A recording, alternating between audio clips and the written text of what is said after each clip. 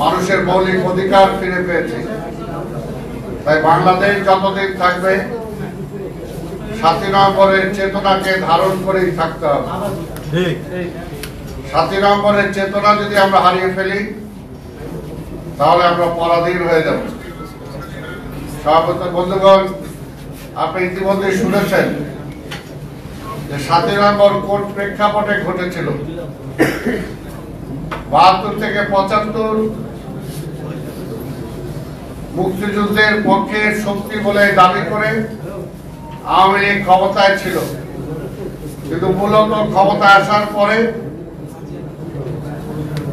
এই দেশে তারা একদলীয় বাকশাল কায়েম করেছিল। দেশে কোনো গণতন্ত্র ছিল না, মৌলিক অধিকার ছিল না, এমনকি তারা দেশ পরিচালনাও করতে পারছিল না। এই বাংলাদেশে মানুষ না খেয়ে মারা গিয়েছে। এই প্রেস ক্লাবের সামনে আমরা দেখেছি ৪২ লাশ পড়ে থাকতে। আঞ্জুমানে মফিজুল ইসলামকে সেই সময় সারা পৃথিবীর মানুষ জেনেছে আঞ্জুমানে মফিজুল ইসলাম, যারা ৪২ লাশকে দাফন করে। আপনারা দেখেছেন কিভাবে সেক্রেটারিয়েটের পাশে, সচিবালয়ের পাশে ডাস্টবিনে কুকুর এবং মানুষ উচ্ছিষ্ট খাবার দিয়ে টানাটানি করতে। এগুলো আমার মুখের কথা নয়, এগুলো ইতিহাস।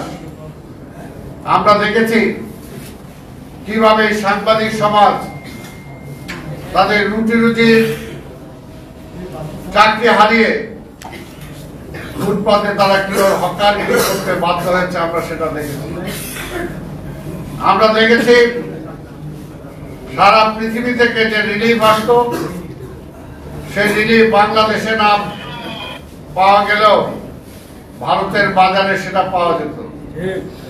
আমরা দেখেছি সেই সময় শেখ মুজিব নিজেই বলেছেন, আমি কি করব, সারা পৃথিবী থেকে ভিক্ষা করে যায়নি, আমার চারপাশে চাটার দল সব চেটে মুটে খায় ফেলে।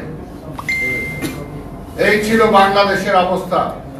তার মধ্যেও সেনাবাহিনীতে কোনো ডিসিপ্লিন ছিল না, কু কাউন্টার কু চলছিল। শিক্ষাঙ্গনে কোনো পড়াশোনা ছিল না, অটো পাশের ছড়াছড়ি ছিল। ব্যবসায়ীদের মধ্যে কোনো শৃঙ্খলা ছিল না।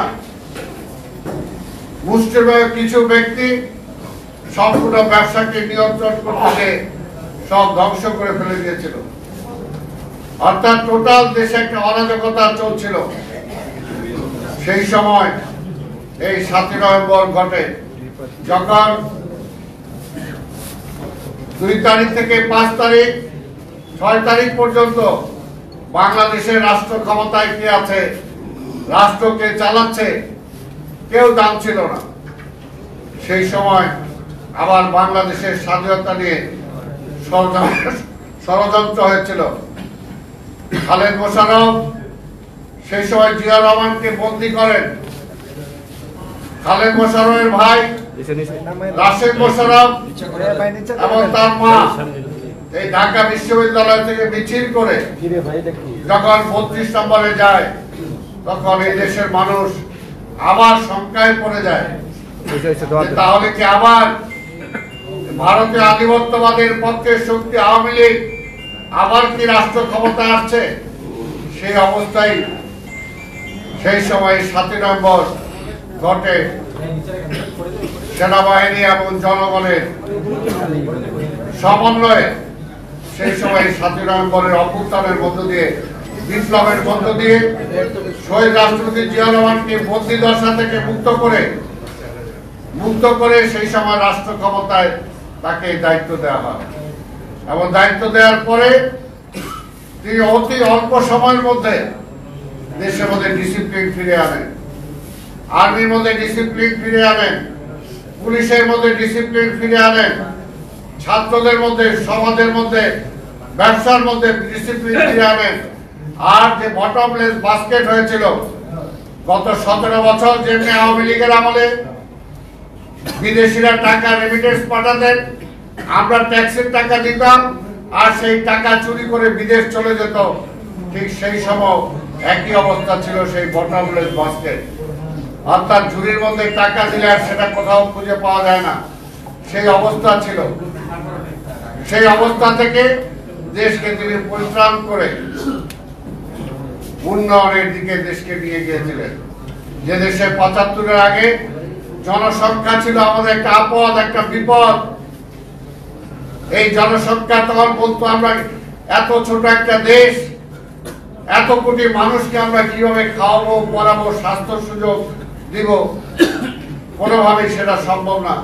কিন্তু জিয়াউর রহমান এসে প্রমাণ করেছেন যে জনগণ কোনো আপদ না, কোনো বিপদ না, এটা একটা সম্পদ।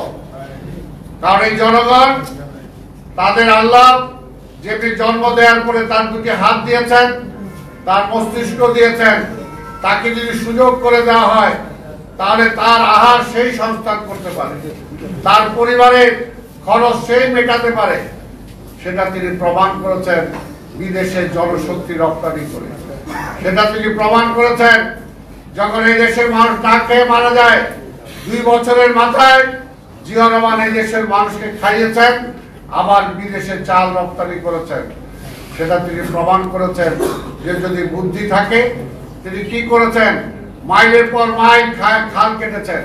তিনি মাইলের পর মাইল তিনি ধান খেতে আইল দিয়ে হেঁটেছেন, মানুষের বাড়িতে বাড়িতে চলে গিয়ে কৃষকের বাড়িতে চলে গিয়েছেন, কৃষকদেরকে উদ্বুদ্ধ করেছেন যে মা, আজকের এই বাড়ির আঙিনায় তুমি যদি 2টা ডাব গাছ লাগাও তাহলে এই ডাব গাছ আজকে যেমন আমি এখানে আসছি একটা ডাব কেটে খাওয়াতে পারতা, ঠিক তেমনি বাকি ডাব বিক্রি করে তুমি অর্থের সংস্থান করতে পারতা।